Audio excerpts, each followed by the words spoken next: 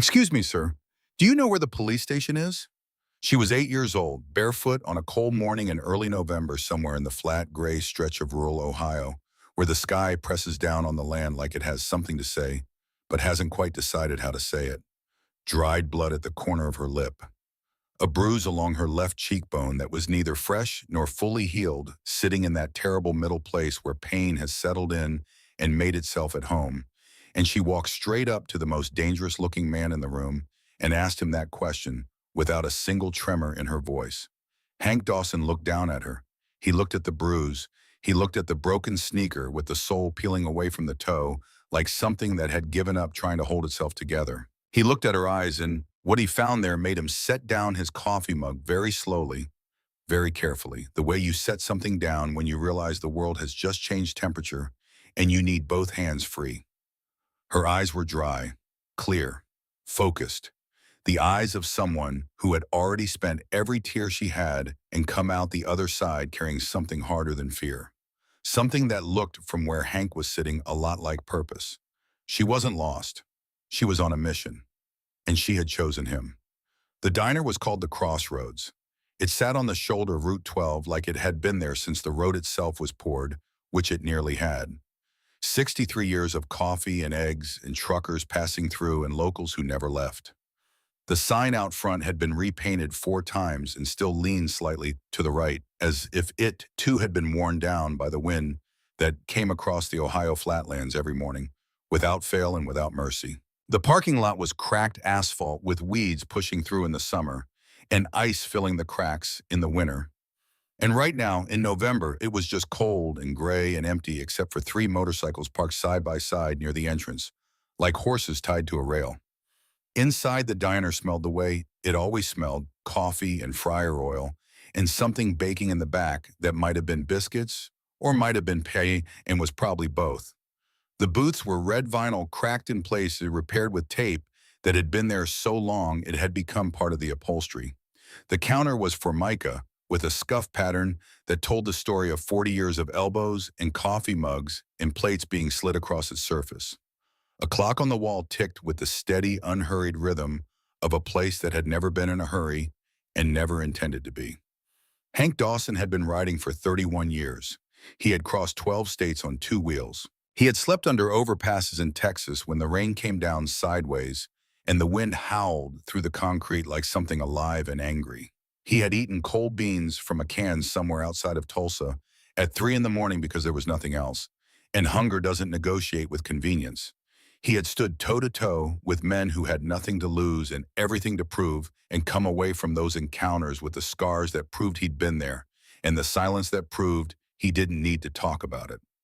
A long one across his left forearm from a bar fight in Shreveport that he did not start but absolutely finished. A smaller one above his right eyebrow from a piece of gravel that caught him at 60 miles an hour on a rain-slicked back road in Missouri, a night he should have pulled over and didn't. Because stubbornness is its own kind of religion when you've been practicing it long enough. A third one invisible somewhere inside his chest from a marriage that had ended 12 years ago, with a quiet conversation at a kitchen table and a daughter who had chosen her mother, and a silence afterward that lasted longer than the marriage itself. He was not a gentle man by reputation. He was not the kind of man mothers pointed to and said, "Be like him." He was the kind of man people moved to the other side of the diner to avoid. Leather vest with patches that told a story only other writers could read. Graying beard that he trimmed twice a month and not a day more. Arms like oak branches wrapped in faded ink tattoos that had been sharp once and were soft now the way old stories get soft in the retelling. Hands that had held handlebars and fists and wrenches and not much else that was delicate. Eyes that had seen too much and forgiven too little and were the particular shade of gray that looks different in different light but always looks tired. But that morning in a diner called the Crossroads on the edge of Route 12, in a county that most maps forgot to name, Hank Dawson looked down at a little girl standing at his elbow, and everything he thought he knew about himself shifted. Just slightly, like a compass needle catching something it wasn't supposed to find. "Excuse me, sir, do you know where the police station is?" Her voice was small, not soft. Small, like something that had been made smaller over time. like a voice that had learned to take up less space because taking up space had consequences, and she had learned what those consequences were, and had made the adjustment the way children make adjustments, not all at once, but gradually, imperceptibly, until the adjustment becomes the thing itself, and you forget there was ever another way. Hank looked up from his mug. Then he looked down. She was maybe 8, maybe a skinny 9 brown hair pulled back in a ponytail that was half falling apart, held together by a rubber band that had seen better days, and a kind of determination that had nothing to do with hair and everything to do with the person underneath it. She was wearing a pink jacket with a broken zipper that hung open because it couldn't close anymore, and underneath it a t-shirt that was too thin for November and had a small stain on the collar that might have been ketchup or might have been something else. Her jeans were dirty at the knees, not the kind of dirty that happens from playing, the kind that happens from falling, from being on the ground when you didn't choose to be. One of her sneakers had no sole left at the toe. The rubber had peeled away from the canvas and was flapping loosely with every step, letting in the cold and the wet and everything else the shoe was supposed to keep out. The other sneaker was missing entirely. Her left foot was bare on the cold linoleum of the diner floor, and it was dirty and slightly blue at the toes from the November air, and she was standing on it like it didn't matter. Like cold feet were so far down the list of things she was managing right now that they barely registered. But what stopped Hank? What actually made him set down the mug and straighten in his seat and give this child the full weight of his attention was her face. The bruise along her left cheekbone was not fresh. It was not a day or two old either. It was the particular color of a bruise that has been there long enough to stop being an event and start being a condition. Yellow at the edges, purple at the center, the geography of pain mapped onto the face of a child who should have been thinking about nothing more complicated than what to have for breakfast. And there was a small cut at the corner of her lower lip, already scabbed over, but still angry looking. The kind of cut that comes from being hit by something harder than a child's lip was ever designed to meet. The scab was dark and tight, and she hadn't picked at it, which told Hank she was used to it, which told him more than he wanted to know. And her eyes. Her eyes were the thing, dry and clear and steady and ancient, in a face that should have been young. The eyes of someone who had already spent all the tears she had and come out the other side of them, carrying something that was not hope exactly and not anger exactly, but some third thing that existed between those two. Something forged in the space where a child decides that the adults in her life are not going to fix this, and someone has to, and that someone is going to be her. The police station, Hank repeated slowly. He heard his own voice like it was coming from somewhere outside of himself, from some other version of himself that was still catching up to what was happening. Yes, sir. She didn't blink. Across the table, Roy Callister, Hank's oldest road brother, a wide-shouldered man with a shaved head and a scar along his jaw from a motorcycle accident in 1998 that had nearly taken his face and his life in the same moment, and had left him with a scar that ran from his ear to his chin like a river on a map of somewhere nobody wanted to visit. Lowered his fork and looked at the girl. Then he looked at Hank. Then he looked at the girl again, and his jaw tightened in a way that only someone who had known Roy for 20 years would notice. But Hank had known Roy for 26, and he noticed. Around the table, the rest of the crew registered her in their own ways. Silas, a quiet man who rarely spoke, but noticed everything a man whose past lived in his silences, and whose silences were longer than most and deeper than anyone at the table fully understood, set down his coffee cup without a sound and turned it slowly in his fingers. Reno, the youngest of them at 38, who had a daughter of his own somewhere in New Mexico, a 7-year-old girl named Sophia, whose picture he kept in his jacket pocket and looked at more often than he would admit to any of these men, but which they all knew about because they had all seen him do it, stopped chewing and stared.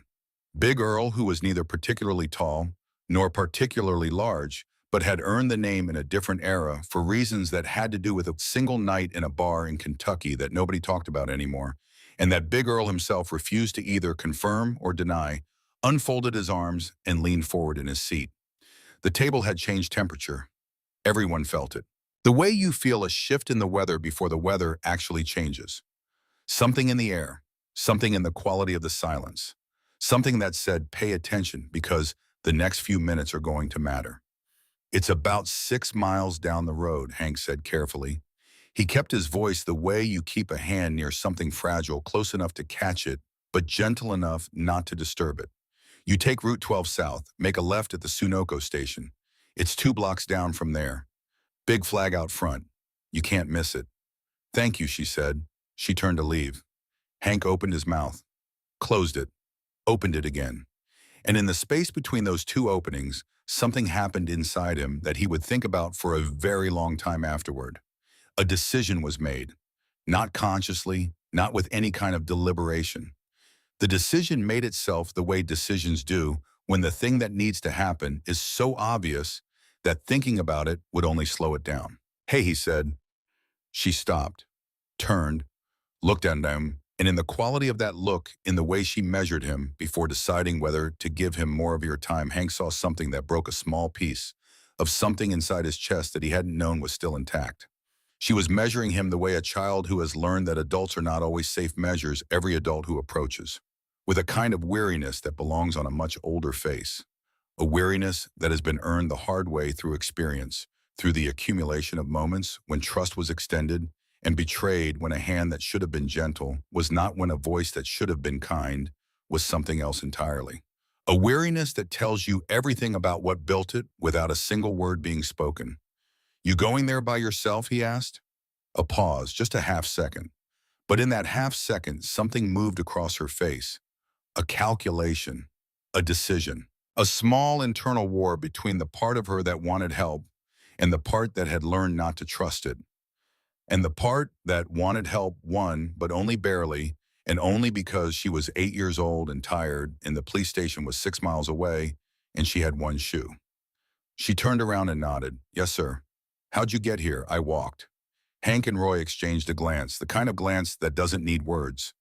The kind that 26 years of riding together, hundreds of miles of blacktop, dozens of storms weathered, and close calls survived, and conversations had and not had, builds into the bones until it becomes its own language, more precise than speech, faster than thought. From where? Hank asked. Another pause. This one longer, heavier, weighted with something she wasn't sure she wanted to give away. Oakwood Avenue, she said. It's about a mile back. Hank did the math. 6 miles to the station, 1 mile back to where she'd come from. A little girl with a bruised face and one broken sneaker and one bare foot, alone on Route 12 on a Tuesday morning in November, when any reasonable 8-year-old should have been in a classroom somewhere learning about fractions, or the water cycle, or state capitals, or whatever it was that 8-year-olds were supposed to be learning about on ordinary Tuesday mornings in ordinary lives. But this was not an ordinary Tuesday morning. And this was not an ordinary life. You walked a mile, he said. Not a question. Just saying it out loud so they could all hear how it sounded. So the weight of it could sit in the air between them and be acknowledged. Yes, sir. In those shoes. She looked down at the one sneaker she still had, then at her bare foot, then back up at him, and for the first time something flickered in her eyes. Not quite embarrassment. Not quite defiance. Something in between. Something proud and wounded at the same time, the particular expression of a person who knows their situation is visible and wishes it weren't, but refuses to be ashamed of it because shame is a luxury they cannot afford. They're fine, she said, and then she corrected herself almost invisibly, a small adjustment that most adults would have missed. I lost the other one crossing the drainage ditch by the highway. It got stuck in the mud. I tried to pull it out, but the mud was deep and I didn't have time to keep trying. So I left it. She said it matter-of-factly, the way you report a detail that is inconvenient but not relevant to the larger mission. And the fact that she framed it that way, as a logistical problem rather than a hardship, told Hank more about this child than anything else she had said so far. Roy pushed back his chair. The sound of it was loud in the quiet diner, the scrape of metal legs on linoleum, and it broke the stillness the way a stone breaks the surface of still water. He said quietly, in the voice he used for things that required care, the voice that most people who knew him only by reputation would have been surprised to learn he possessed. Honey, sit down for a minute. She looked at him, measured him too, the same fierce, exhausting calculation, the same rapid assessment of risk and trustworthiness that no 8-year-old should be skilled at performing, but that this 8-year-old performed with the practiced efficiency of someone who had been doing it for years.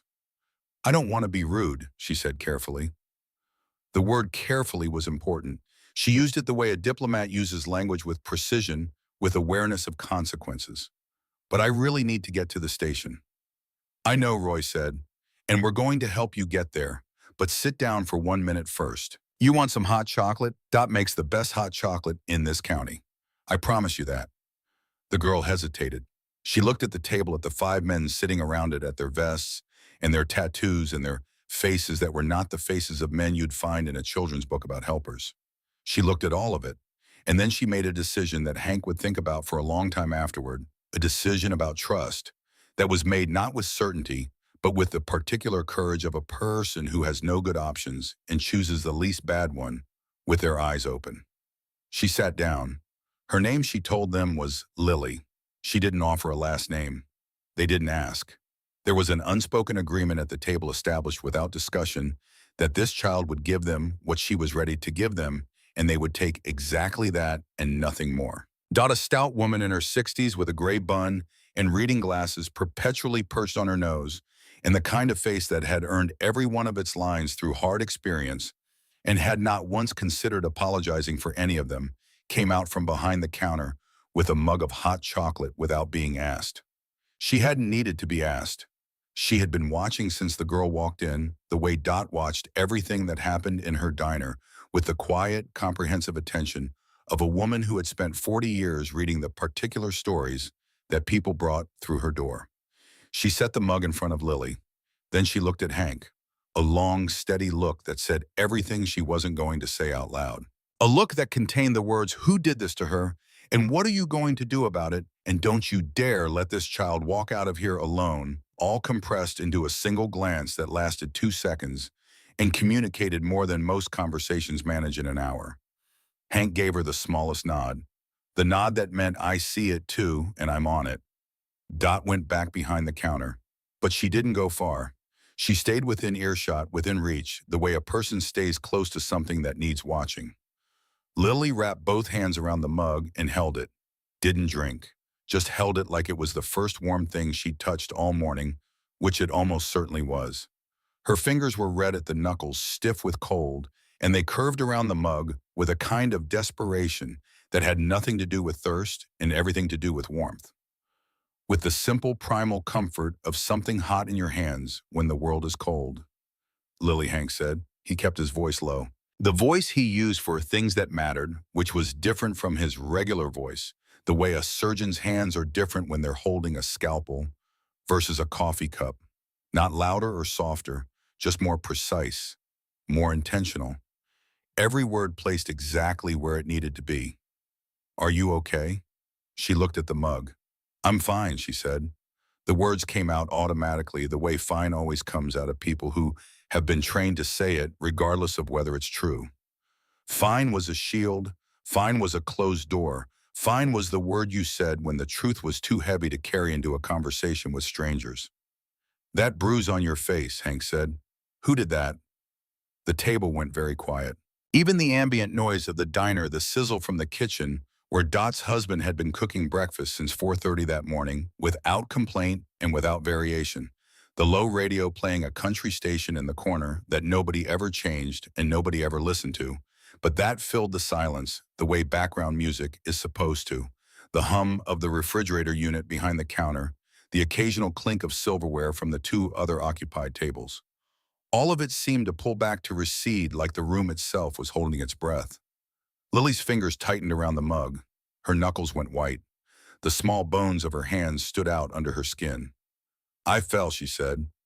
Hank nodded slowly. "Okay," he said. The word was neutral, accepting on the surface, but underneath it was patience, the kind of patience that does not push but does not retreat, that creates a space and holds it open and waits for the other person to decide whether to step into it. "And the cut on your lip," he said. "That from falling too?" She didn't answer. The silence stretched. It filled the space between them the way water fills a vessel, rising slowly, finding every corner. "Lily," Hank leaned forward just slightly, elbows on the table, not looming, not pressing, just bringing himself closer to her level so she could see his face without looking up, so the distance between them was small enough to feel like a promise rather than a barrier. Nobody at this table is going to hurt you. You understand that nobody here is going to do anything bad. We just want to make sure you're safe. That's all this is.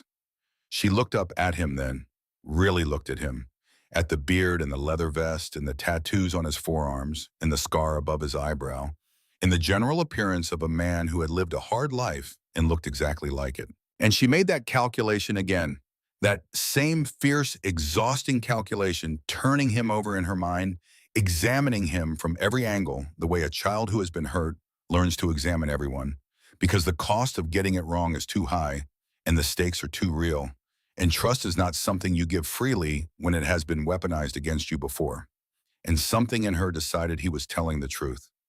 Something in her read his face and his voice, in the way he held himself, in the way the other men at the table held themselves, and arrived at a conclusion that was not certainty, but was close enough to certainty to be actionable. My stepfather did it, she said. The words landed on that table like stones dropped into still water. The ripples went out in every direction. Silas put down his coffee cup without a sound. Reno's jaw worked silently, the muscles bunching and releasing, bunching and releasing. Big Earl stared at the table, and his hands, which had been resting on his knees, closed slowly into fists, the kind of fists that are not made for hitting anything in particular, but are made because the body needs somewhere to put what it's feeling, and the hands are the closest available vessel. Roy's hand, resting on the edge of the booth, curled into something that was not quite a fist and then relaxed with visible effort. Hank didn't move. His face didn't change. He kept himself exactly where he was, exactly as he was, because he understood in that moment that any sudden movement, any visible reaction, any display of the rage that was building behind his ribs, like a furnace door someone had just kicked open, would frighten her. And frightening her was the last thing in the world he was going to do. She had trusted him with something enormous, something that had cost her to say, and the way he received it mattered more than the way he felt about it. When he asked, last night she picked up the mug, took a small sip, the first sip. She held it in her mouth for a moment before swallowing, like she was deciding whether it was safe to accept even this small kindness. Like even the act of drinking hot chocolate required a risk assessment in the world she lived in. He gets like that sometimes, she said, when he drinks. He said I was making too much noise. She stopped, swallowed. I wasn't making noise. I was trying to keep Sam quiet. Who's Sam? Hank asked. And that was the moment. That was when everything shifted. When the thing that had been sitting just below the surface of this conversation finally broke through. Because at the mention of Sam's name, Lily's face changed entirely. The careful composure, that terrifying 80-year-old steadiness that had held together through the walk and the cold, and the diner and the questions cracked right down the middle. And for just a second, just 1 second, she looked exactly like what she was. A scared little kid who was carrying something way too heavy for her size. Something that should have been carried by adults, by the adults in her life who were supposed to carry it and wasn't. My little brother, she said. He's 5. He's still home. The words came faster now, like a dam breaking, like something that had been held back for too long and could not be held back any longer. He's still there. Vince is still there. And Sam is still there. And I need to get the police to go get him before she stopped herself, pressed her lips together, blinked twice hard, the kind of blinking that is not about moisture, but about control, about pressing something back down that is trying to rise up. Or Vince wakes up, and he's worse in the mornings. He's worse when he's hungover. And I need someone to go help Sam, please. She said it all in one breath, like she'd been holding it for hours. Like she'd walked a mile on a broken sneaker, and one bare foot holding those words in her lungs, the way you hold your breath underwater. And now they were out, and the effort of holding them back was done. And she just sat there, 8 years old, and shaking both hands around a mug of hot chocolate in a diner on Route 12, looking at a table full of bikers, like they were the only people in the world who could do anything. And in that moment they were. Hank looked at Roy. Roy looked at Hank. 31 years of riding together, hundreds of miles, dozens of storms, and there was never any question in moments like this. Not a real one, not the kind you actually had to think about. The question answered itself before it was finished being asked. Tell me about Vince, Hank said. and the name came out of her like something she'd been forced to swallow for a long time and had finally been given permission to spit out. Vince Garrett. He'd come into their lives 2 years ago after Lily's mother Beth had met him at a church fundraiser of all places. A church fundraiser. The kind of event where you bring casseroles and buy raffle tickets and trust that everyone there is trustworthy because it's a church and churches are supposed to be safe. He was charming. Lily used the word with a child's straightforwardness, like she'd heard it applied to him by her mother or by her mother's friends, and was repeating it without fully understanding what it meant, except that it meant something that made people like him before they knew him well enough to know better. Charming. He brought flowers. Not every day, just often enough. He fixed the leaky faucet in the kitchen that had been dripping for 6 months and that Beth hadn't had the money to fix. He took Lily and Sam to the park and pushed them on the swings and bought them ice cream, the good kind, from the truck with the music, not the store brand kind from the freezer. And Beth laughed more in those first 3 months than Lily could remember her laughing in years. Then he moved in. And things changed, slow enough that it was hard to point to the exact moment they changed. That's what made it so hard.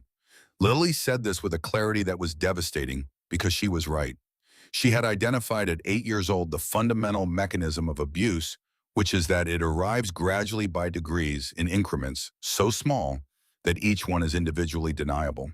And by the time the accumulation is undeniable, it's already established, and the person inside it can't see the edges anymore. If it had been bad right away, maybe her mom would have done something. But it was small at first. He got upset when dinner was late. Not angry, upset.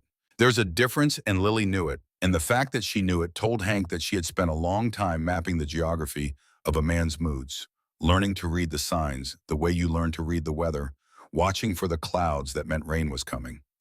He said things that made her mom go quiet. Not yelling, not at first, just words with an edge to them. Words that took up space.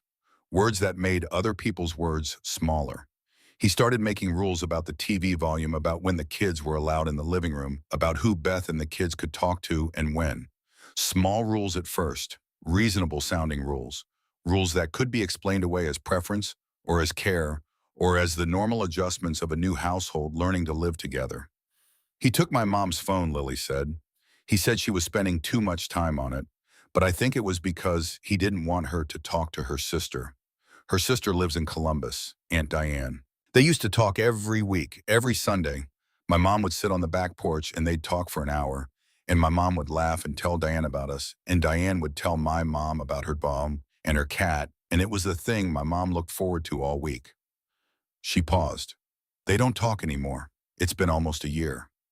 Hank listened. He didn't interrupt. He just listened with a kind of listening that involves your whole body, every part of you still and present and receiving. The kind of listening that says, I am here and I am not going anywhere, and you can take as long as you need and nothing you say is going to be too much. The kind of listening that is in itself a form of care. When did he start hitting? Hank asked. Lily looked at her mug. A long time ago, she said. She told them. Not everything. An 8-year-old doesn't have the vocabulary for everything. But enough. More than enough. At first it was things. He'd break things, throw things. A plate against the kitchen wall. A glass that shattered on the floor and that Beth cleaned up on her hands and knees while Vince watched from the doorway.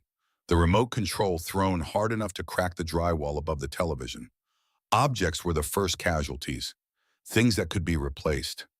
Things that could be explained to anyone who noticed. Oh, I dropped it. Oh, it slipped. Oh, we're so clumsy in this house. Then he started getting angrier. The anger that had been directed at objects found closer targets. And Beth Lily's mother tried to keep him calm. She did everything he wanted, cooked everything he liked, didn't go out, didn't call anyone, didn't disagree, didn't raise her voice, didn't take up space. Just tried to keep everything smooth and flat and calm so the temperature in the house wouldn't change, so the barometric pressure of Vince Garrett's mood would stay in the safe range so the storm wouldn't come. But sometimes it changed anyway. Sometimes the storm came regardless of how perfectly Beth managed the atmosphere. Because that's the nature of it. That's what Lily understood and what Beth had not yet fully accepted. You can't prevent a storm by being quiet. You can only make yourself smaller while it passes and hope that smaller is small enough. And then last night, Lily said, she stopped. She looked up at Hank, and her eyes were very bright and very clear and very old in a way that no 8-year-old's eyes should be old. He threw Sam against the wall. The table went so quiet that Hank could hear the clock on the diner wall ticking. He could hear Roy breathing through his nose, slow and controlled, the breathing of a man who was managing something large and dangerous inside his chest. He could hear, or thought he could hear, the sound of Reno's hand gripping the edge of the table, the slight creak of his knuckles. Sam didn't get really hurt, Lily said quickly, like she needed them to know that. Like that fact was the difference between everything and something, like minimizing the damage, was a skill she'd learned from watching her mother do it for 2 years. A survival mechanism passed down from parent to child, the way other families pass down recipes or songs. But I heard the sound, I heard him hit the wall, and I heard Sam crying, and I heard my mom begging him to stop. I heard her voice, and it was the voice she uses when she's really scared. Not the regular scared voice, but the other one, the one that means she thinks something really bad is about to happen. She stopped. The breath came out ragged just once, and then she pressed it back down. Back into the place where she kept the things that couldn't be let out. Not yet. Not here. Not until the mission was complete. I waited until it was quiet, she said, until I thought Vince was asleep. I listened at my door. I listened for his breathing. He breathes a certain way when he's passed out. Heavy, slow, like a machine that's been turned off but is still running down. I waited until I heard that breathing, and then I went out the window. Hank said nothing. He waited. He gave her the space. I left a note, Lily said, for my mom. I told her I was going to get help for Sam. I told her not to be scared. I told her I would be back. She reached into the pocket of her pink jacket and pulled out a folded piece of notebook paper. She held it up, then put it back, like showing them it was real, like proving she'd thought this through, like demonstrating that this was not an impulsive act, but a plan made by an 8-year-old in the dark hours of a November morning while a dangerous man slept in the next room. I told her I loved her, Lily said. I signed it Emmy. That's what she calls me. Not Lily, Emmy. It's been my name since I was little, since before everything. And then she looked at Hank with an expression that had no business being on the face of an 8-year-old, an expression that was equal parts determination and terror, and the particular exhaustion of someone who has done something brave and is only now in the telling of it, beginning to understand how brave it was. Please, she said. Sam is scared when he's alone. And Vince gets up early. Please hurry. Roy was already on his feet. His phone was in his hand. His face had the set quality of a man who has received an order and is already executing it, even though nobody at the table outranked anyone else and nobody had given any orders. The order had come from somewhere else, from the situation itself, from the moral gravity of what was happening. Hank stood, pulled out his own phone, looked at Roy, and said low enough that Lily might not quite catch the words, "Call Walsh at the 2nd Precinct. Tell her we need someone at 14 Oakwood Avenue 5 minutes ago. An emergency welfare check. Tell her there are children involved. Tell her it's urgent." Roy was already dialing. Hank stepped away from the table, stood near the window where the gray light of the November morning was coming in flat and cold, and made a separate call. Not to the police, to a woman named Nora Briggs. Nora ran a victim services office 2 towns over, a small operation in a building that had seen better decades funded by grants and donations, and a stubbornness that bordered on supernatural. She had started the office 17 years ago after leaving a career in social work that had burned her out and a marriage that had done the same, and she had built something from the wreckage of both that was strong and useful, and exactly the kind of thing that nobody appreciated until they needed it, and then they appreciated it enormously. Hank had met her 3 years ago when his crew had helped fundraise for her organization after a flood took out half her building. They'd done a charity ride, 47 bikes from 3 counties that raised $11,000, and Nora had stood in the ruins of her office with watermarks on the walls and waterlogged files in boxes on the sidewalk, and looked at the check and looked at Hank and said thank you in a way that meant something larger than 2 words usually mean. The way thank you means something when it comes from a person who has been working alone for a long time and has just been reminded that alone is not the only option. He'd kept her number. The way you keep numbers you hope you never need, and are grateful to have when you do. Nora picked up on the second ring. Hank, she said, what's going on? I've got a situation, he said. Little girl, 8 years old, walked out of her house on her own this morning to get help for her brother. Stepfather is the problem. Mother is still in the house. Both kids have been hit. The boy may have been thrown against a wall last night, addressed Nora said. No preamble, no wasted syllables. The voice of a woman who had been doing this work for 2 decades and knew that seconds mattered and questions could wait, and the only thing more useless than hesitation was the regret that came after it. He gave it to her. 14 Oakwood Avenue. I'll be there in 20 minutes, she said. Don't let the girl go anywhere. And Hank, she paused. The pause was deliberate, waited. Make sure whoever goes to that house goes with a badge. I know you and your boys. Don't do anything that compromises the custody case. Promise me. Hank was quiet for exactly 2 seconds. He thought about the bruise on Lily's cheekbone. He thought about a 5-year-old boy named Sam who was still in that house. He thought about what he wanted to do and what he needed to do, and the distance between those two things, which was considerable. I promise, he said. He went back to the table, sat down. Lily was watching him over the rim of her mug with those clear, tired, ancient eyes, reading his face the way she read everything, fast, completely. Someone is going to the house right now, he said. Police and a woman named Nora who helps families in situations like yours. She's good people. She's going to help your mom too, not just Sam. Okay, Lily set down the mug. Is Sam going to be okay? Hank looked at her. Steady, honest. The way you have to look at a child when the child is asking you a question that matters more than anything in the world, and the child will know instantly with the particular radar that children possess if you're lying. Yes, he said. Yes, he is. Dot appeared at the table. She sat down a plate of toast and a small bowl of scrambled eggs in front of Lily. You eat, she said, in the firm, non-negotiable tone of a woman who had run a diner for 40 years and could identify hunger on sight even when the hungry person didn't know they were hungry because they had more urgent things on their mind than food. You eat and then you can worry, but eat first. Lily looked at the plate. She looked at Dot. And in the exchange between them, something passed that was not words, but was communication nonetheless. Dot's face said, I see you and you are safe here, and this food is not conditional. It is not a trick. It is just food and you need it. And Lily's face said, I am not used to this, but I am going to accept it because I am 8 years old and I am tired, and the eggs look warm. She picked up a fork and she ate. She ate the way a child eats who has learned to eat fast whenever food is in front of her. Not because she was greedy, because she had learned that the window for eating could close at any time without warning, and that finishing what was in front of you was a survival skill like any other. She ate methodically, efficiently, without pausing, without savoring, without any of the casual relationship to food that children who have never been hungry take for granted. Hank watched her eat and thought about his own daughter, who was 26 now, living in Portland, working at a nonprofit that did something with water conservation that he didn't fully understand but was proud of anyway. He thought about the last time he'd seen her 6 months ago, a visit that had been pleasant and careful and too short, the way visits between fathers and adult daughters are when the history between them includes a divorce that neither of them handled well and a decade of distance that neither of them fully bridged. And he thought about the particular kind of bravery it takes to be the person in a situation who decides that someone has to do something and that someone is going to be me.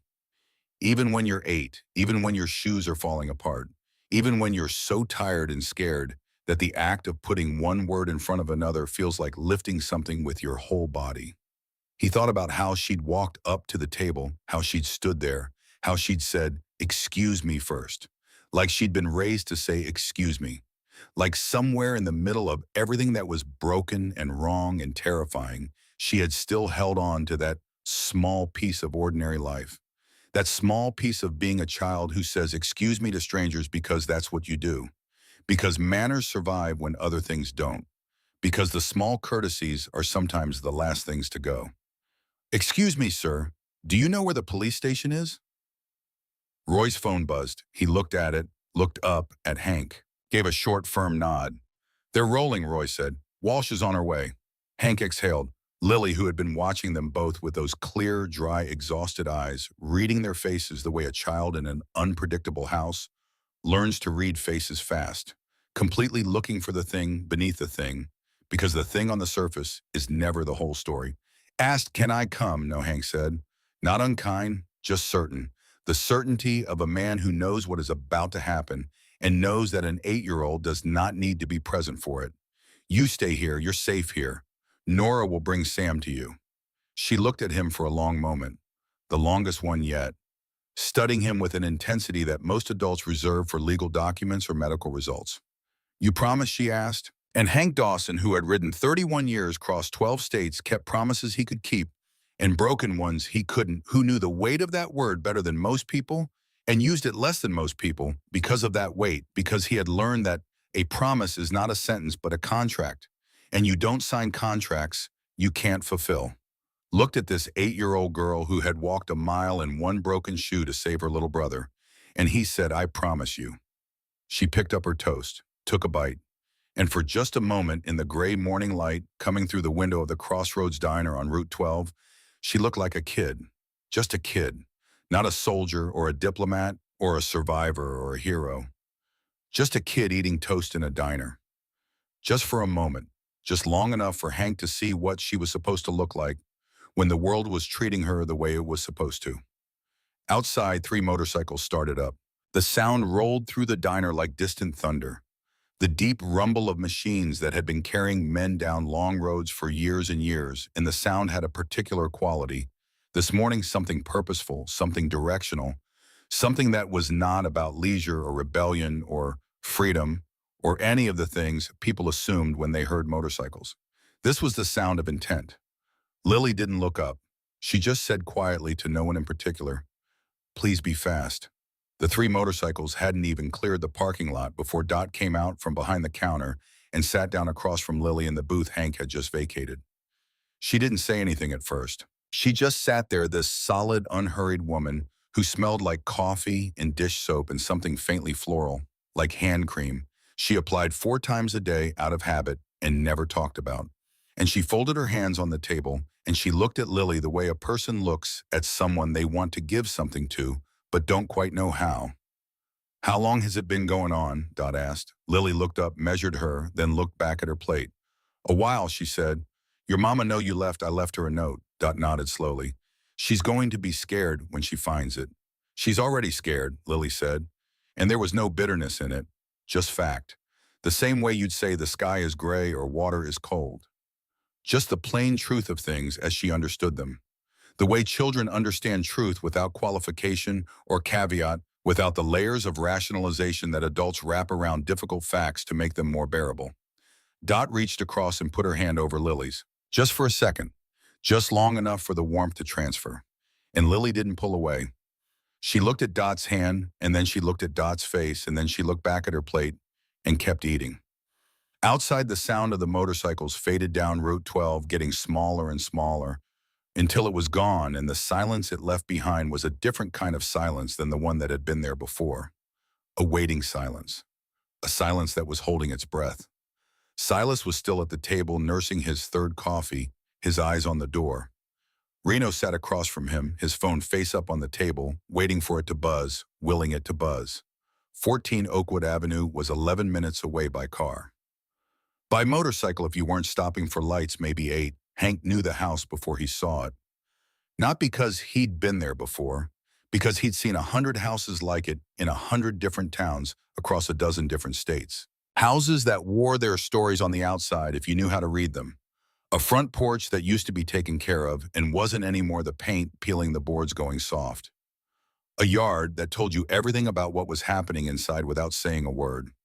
Grass that had given up somewhere around July and never recovered.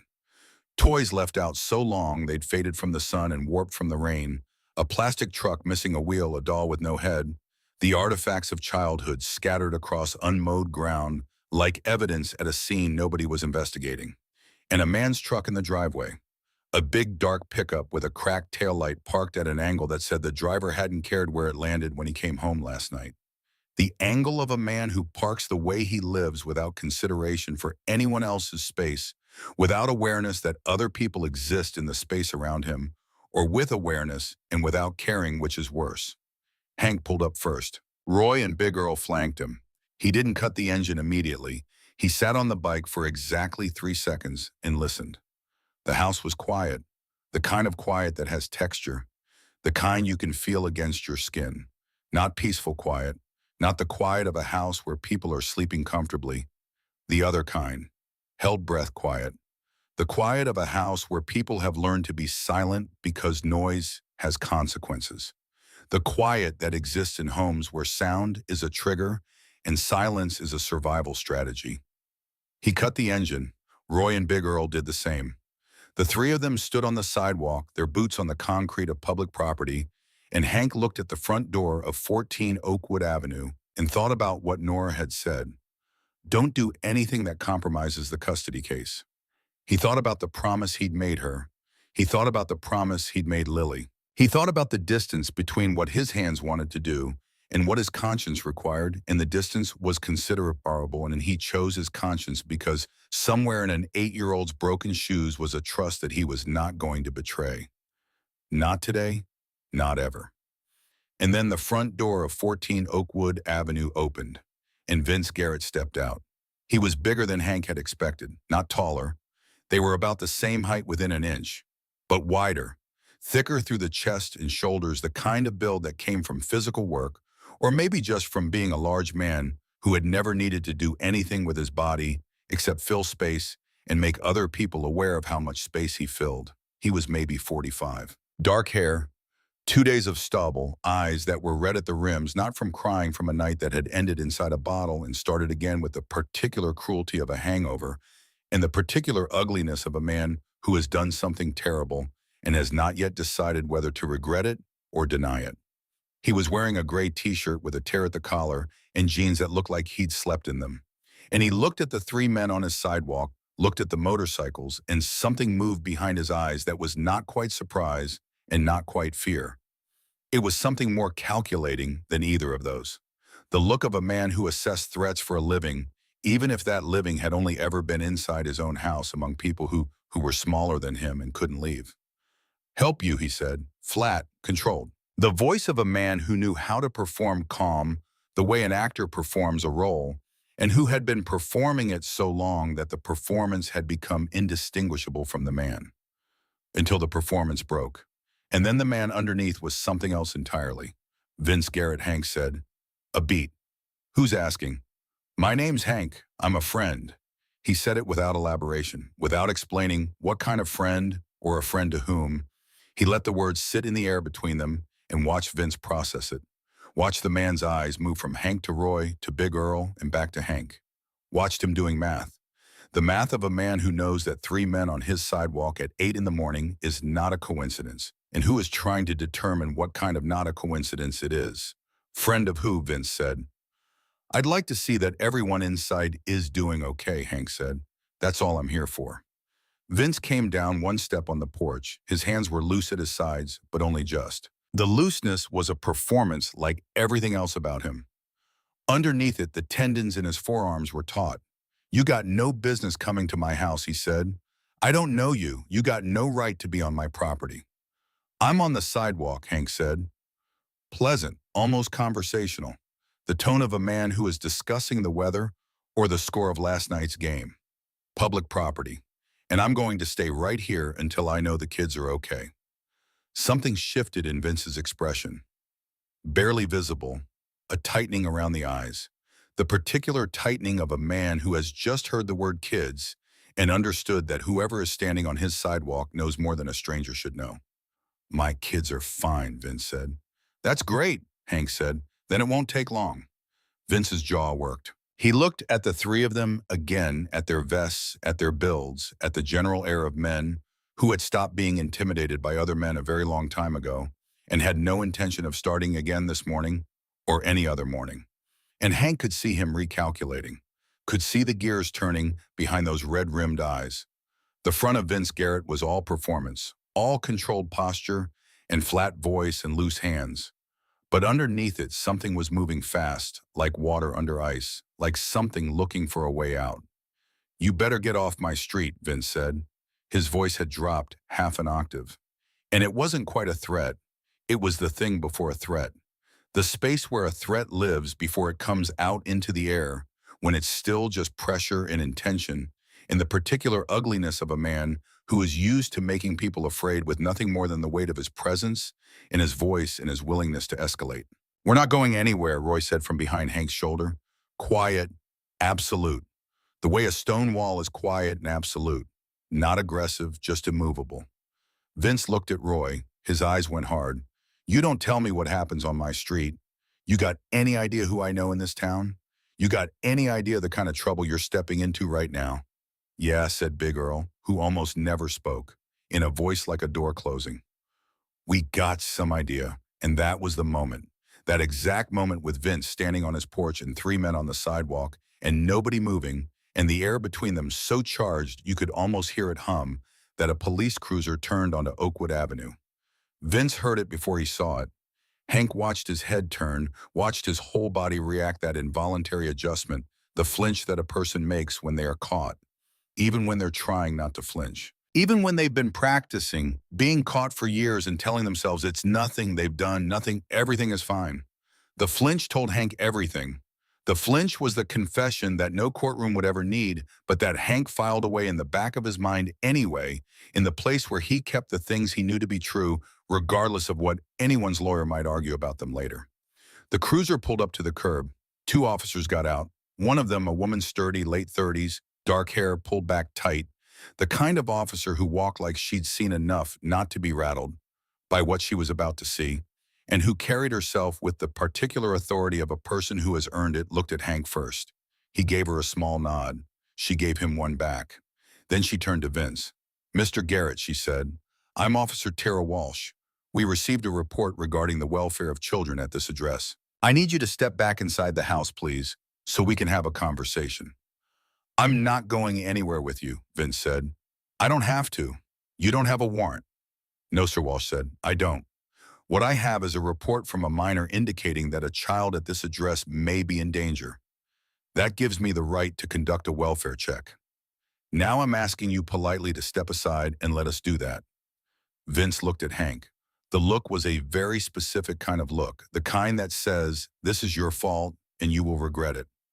The kind of look that a man like Vince Garrett has been using his whole life to make people back down, to remind them that he remembers everything and forgives nothing, and that there will be a reckoning. Hank met it without expression, without flinching, without giving Vince a single thing to hold on to. "Fine," Vince said. "Fine. You want to come in, come in. You're not going to find anything because everything is fine." He turned and went back through the door. Walsh and her partner followed him in. Hank stood on the sidewalk and waited. Roy moved up beside him. "You okay?" "Yeah," Hank said. He was watching the door. "I made her a promise." "I know." They stood there. The silence on that street had a different quality now. Heavier, like air before a storm. Like something had been set in motion that could not be stopped, and the only thing left to do was stand and wait for it to arrive. 60 seconds, 90 seconds, 2 minutes. Hank counted them in his head, the way you count something when counting is the only thing you can do, and doing nothing is not a skill you've ever mastered. Then the front door opened. Walsh came out first. Behind her, holding her hand, was a small boy. He was 5, exactly like Lily had said, with dark brown eyes that were too big for his face, right now swollen and red from crying, and a mark along the left side of his neck. A red mark. Angry. Fresh. The kind of mark that is made by a hand or a forearm, or the impact of a small body against a hard surface. And that made Hank's hands flex involuntarily at his sides, the tendons pulling tight, the muscles responding to something that his conscious mind was telling them not to respond to. The boy was wearing pajamas, blue ones, with little cartoon cars on them, in one sock, just one, a small white sock with a blue stroke at the top on his right foot. His left foot was bare, and he was gripping Walsh's hand with both of his, holding on with the desperate strength of a child who has found someone who feels safe and is not letting go for anything. Hank crouched down on the sidewalk, got himself to the boy's level so the boy wouldn't have to look up, so the distance between them was small and the angle was right, and the boy could see Hank's face and decide for himself what he found there. "Hey, buddy," he said, and he used the voice he didn't use often. The one that came from somewhere underneath the leather and the miles and the reputation. The voice he'd used with his own daughter 30 years ago when she'd had nightmares and he'd sit on the edge of her bed and tell her the monsters weren't real. The voice that was the truest version of who he was underneath everything else he'd built on top of it. Are you Sam? The boy looked at him, his chin wobbled, his bottom lip pushed out and then pulled back in the particular trembling of a child who is trying very hard not to cry because crying hasn't helped before and might make things worse. Your sister sent me, Hank said. Lily sent me.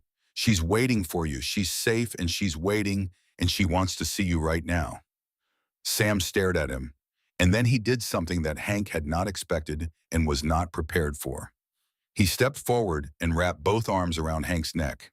This 5-year-old in cartoon pajamas and one sock. And he held on. Hank's arms came up around him slowly, carefully, like he was handling something he had been trusted with and was determined not to break.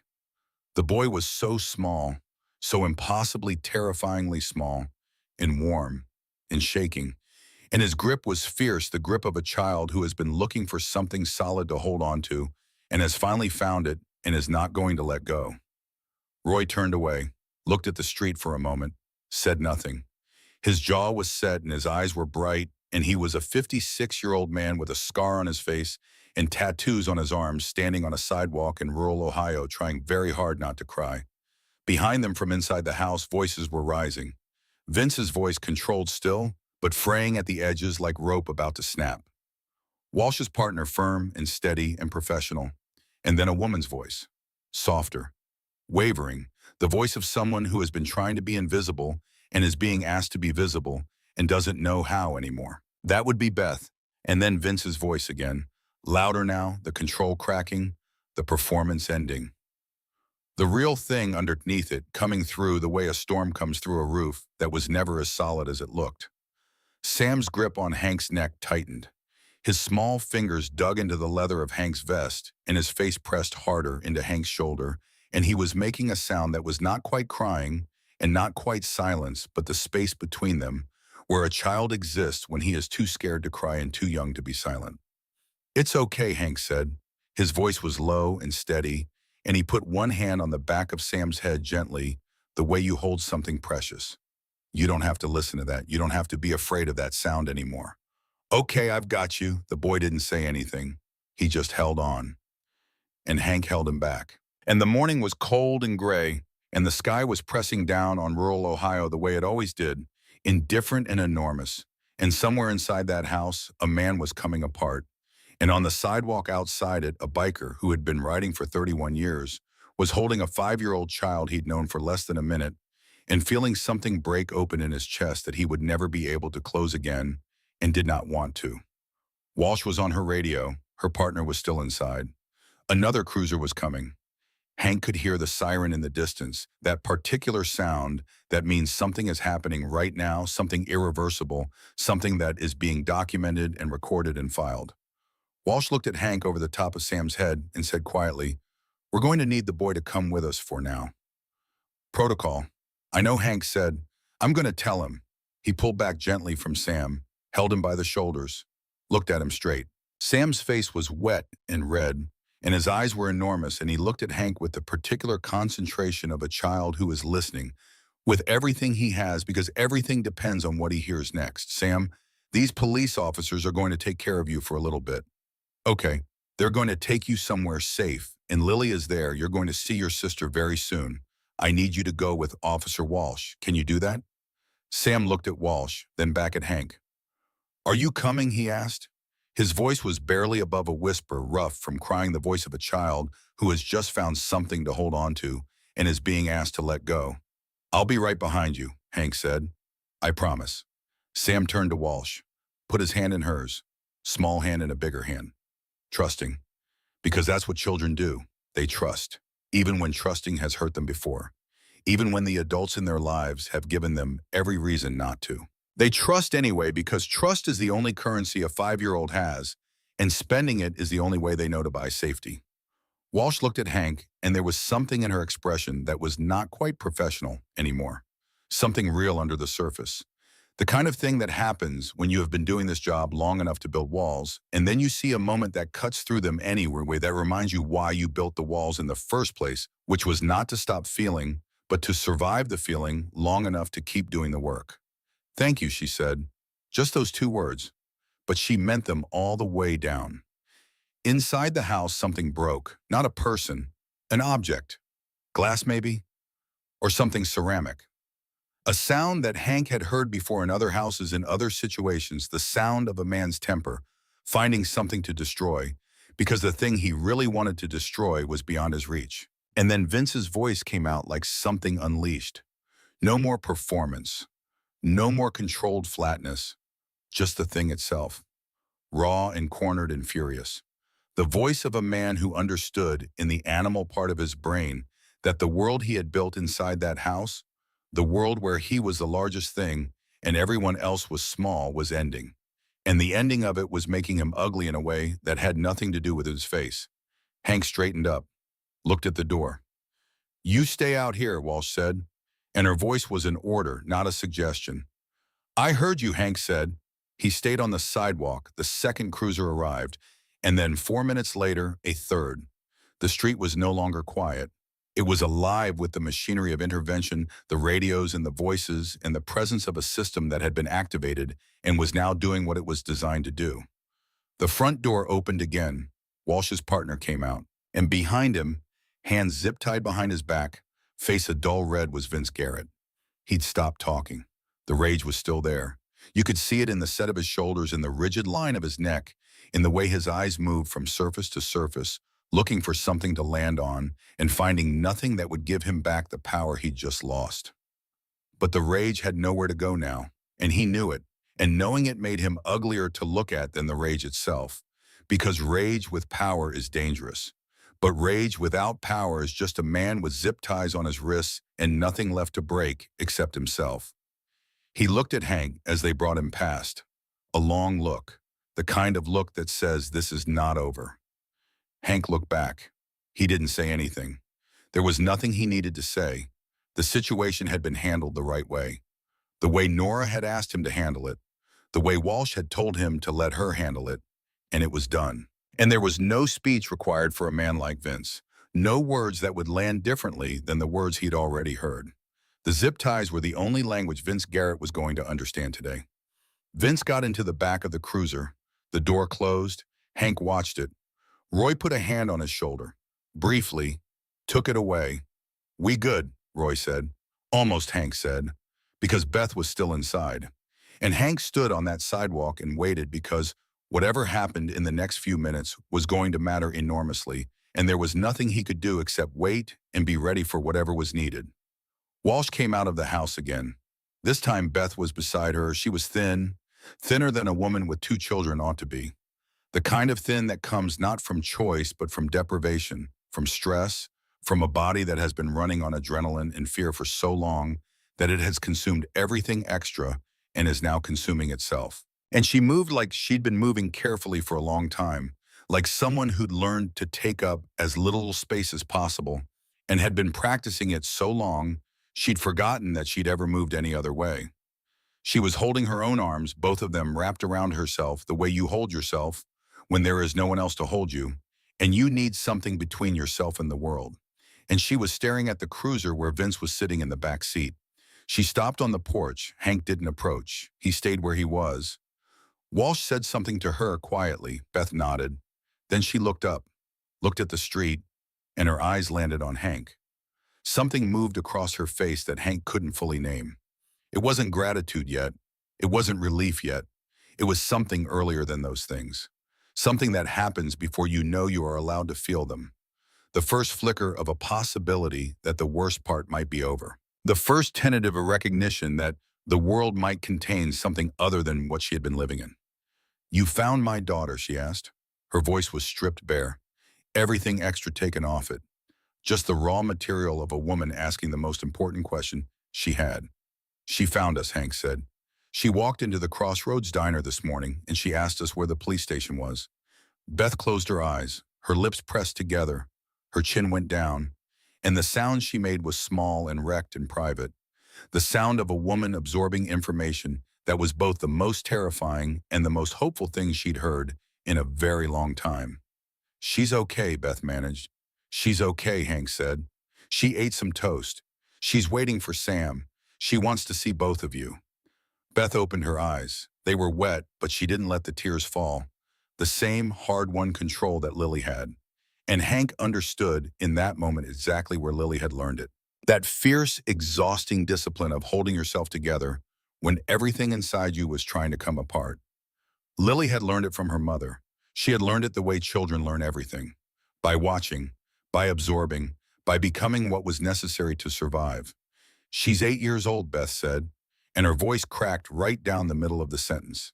"She's 8 years old and she walked out of her window and she went to get help. She did that. She did," Hank said. "She did all of it." Beth looked at the cruiser, at Vince in the back seat. A long look. The kind of look that had years in it. 2 years of silence and accommodation and fear and love, and the terrible confusion of loving someone who hurts you and not knowing how to stop either one. Then she turned away from it. "Can someone take me to her?" she asked. Walsh nodded. "Right now," she said. "Let's go." Hank watched the cruiser pull away with Beth in the passenger seat and Walsh behind the wheel. Watched it turn the corner. Watched the street go quiet again. Roy said crossroads. "Crossroads," Hank said. He pulled on his helmet, got on the bike, turned the key. The engine came up under him. That old familiar rumble that he'd known for 31 years. That sound that usually meant moving on, moving forward, moving away from whatever place he'd been. This time it meant going towards something. He pulled out onto Oakwood Avenue and pointed himself back toward Route 12. And the cold air hit him sharp and clean and real, and he rode.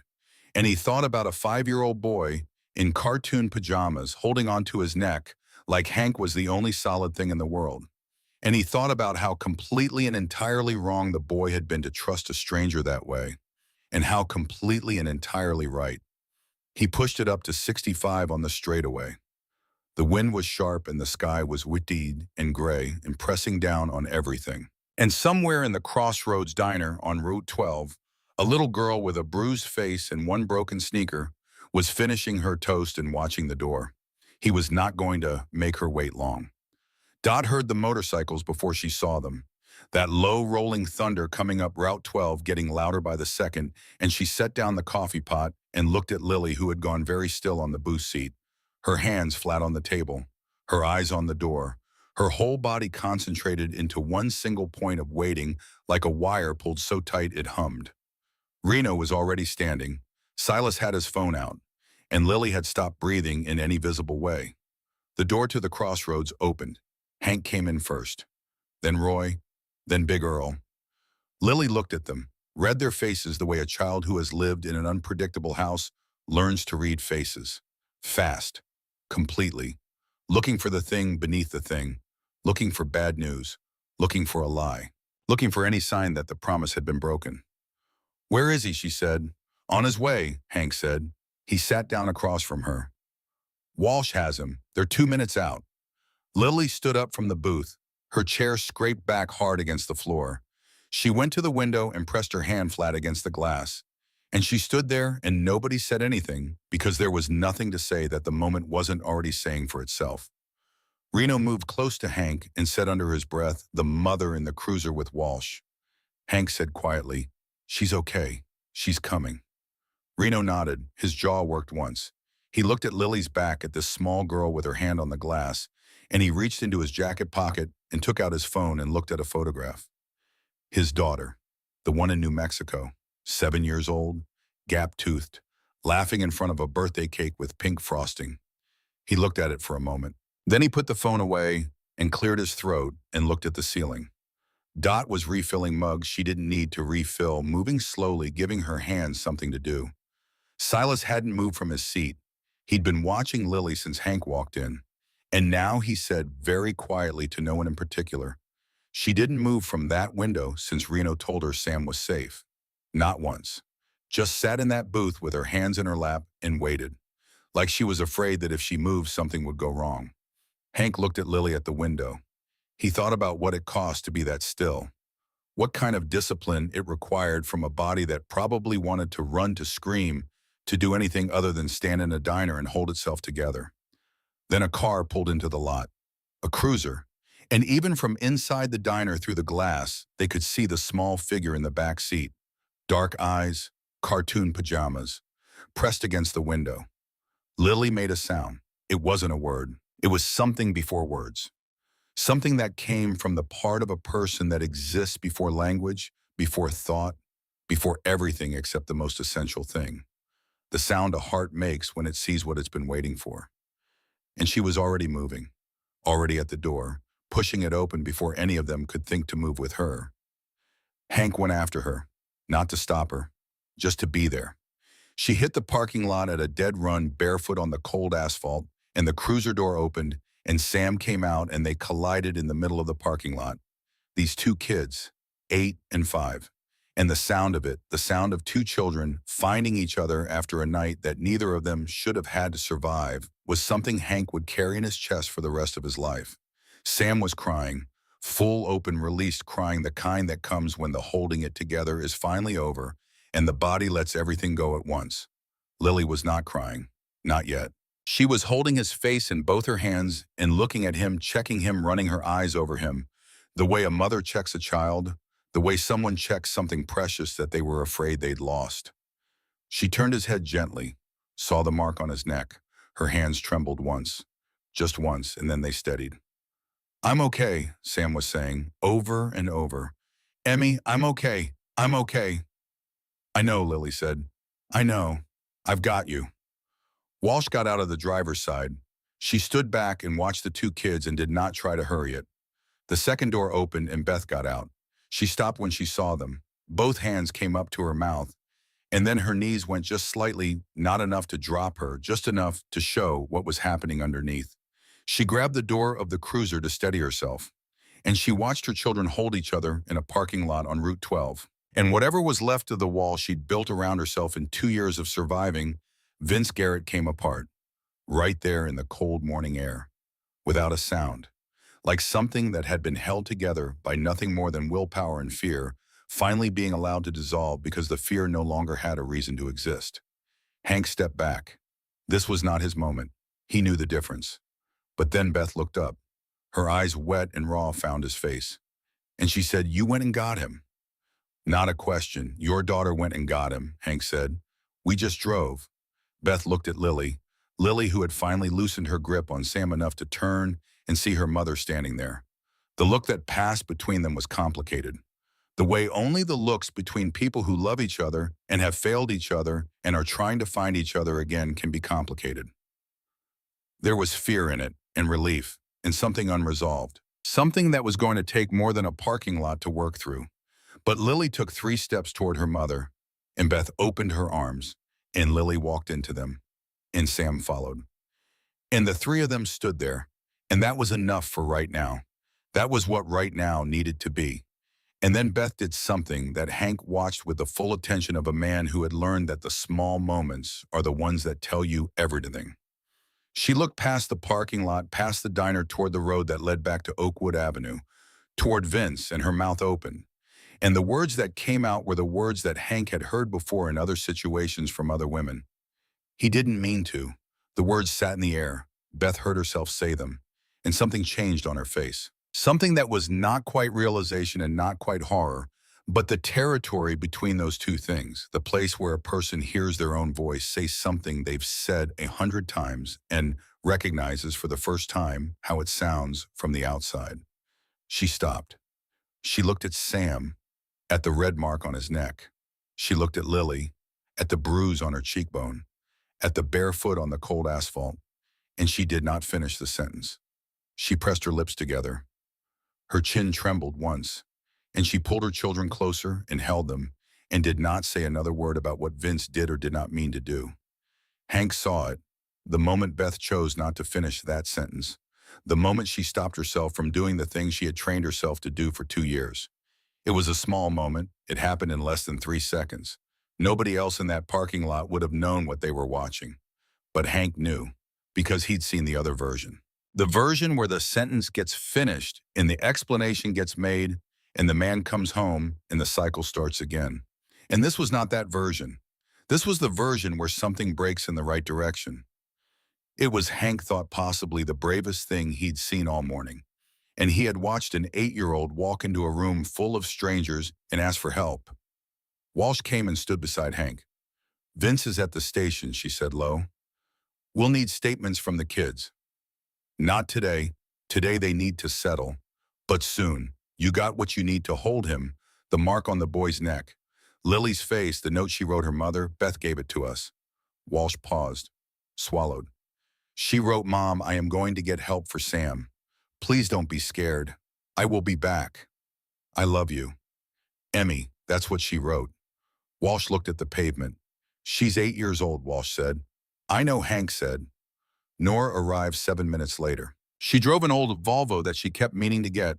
The exhaust looked at, and she pulled in beside the cruiser and got out, moving fast. A tall woman with reading glasses on her head and a canvas bag over one shoulder, and the unhurried certainty of someone who had done this 1,000 times and knew exactly what it required. She went straight to Beth, took her hands. The two women talked quietly, Nora nodding while Beth spoke. Beth shaking her head, Nora nodding again. Patient, firm, not letting go of Beth's hands. Roy came up beside Hank. "What happens now?" he said. "With the family." Hank shoved his hands into his jacket pockets. "That's up to Beth. Nora's got a shelter 2 towns over. Good one, not a last resort. A real place. She'll give them options. But it's Beth's call." Roy was quiet for a moment. "You think she'll go back?" The question hung in the cold air. "I don't know," Hank said. "I hope not. But I don't know." That night in the shelter, Lily couldn't sleep. The room was clean and warm and quiet. Bunk beds like Nora had promised. Sam had claimed the top one before his eyes were even fully open when they arrived, and now he was up there breathing the deep, even breath of a 5-year-old who had fallen asleep the moment his head touched the pillow because his body had decided finally that it was allowed to rest. Beth was in the next room. The walls were thin enough that Lily could hear her mother's breathing, too slow and uneven, the breathing of a woman who was not sleeping either, but was trying to. Lily lay on the bottom bunk and stared at the underside of Sam's mattress and listened to the sounds of a building she didn't know. The hum of a heating system, a door closing somewhere down the hall, the distant sound of a television. Normal sounds, safe sounds, sounds that had no threat in them, and she couldn't sleep. Not because she was scared. Not the way she used to be scared, lying in her bed at 14 Oakwood Avenue, listening for the sound of Vince's truck in the driveway, listening for the quality of his footsteps on the porch, reading the sound of the front door. The way a sailor reads the sky, trying to determine from the weight and speed of it what kind of night was coming. She couldn't sleep because now that it was over, now that Sam was safe above her, and her mother was breathing in the next room, and Vince was somewhere else, somewhere behind a locked door, the things she had been holding together all day finally let go. And the tears came. Not the kind that fall in front of people, not the kind you manage and control and press back down. These were the other kind, the kind that come when you're alone in the dark and the crisis is over and the body finally gets to feel what it couldn't afford to feel when it was in the middle of surviving. She cried into her pillow, silently, because silence was a habit now woven so deep into her body that even her grief knew how to be quiet. She cried for Sam, she cried for her mother. She cried for the girl who had walked a mile in one shoe because no one else was going to and someone had to. She cried because she was 8 years old and tired in a way that 8-year-olds should not be tired. She didn't hear the door open, didn't hear the footsteps. The first thing she knew was the weight of someone sitting down on the edge of the bottom bunk, and then a hand on her back, and a voice, Dot's voice. "Hey there," Dot said. That was all. Just hey there. Lily's crying stuttered.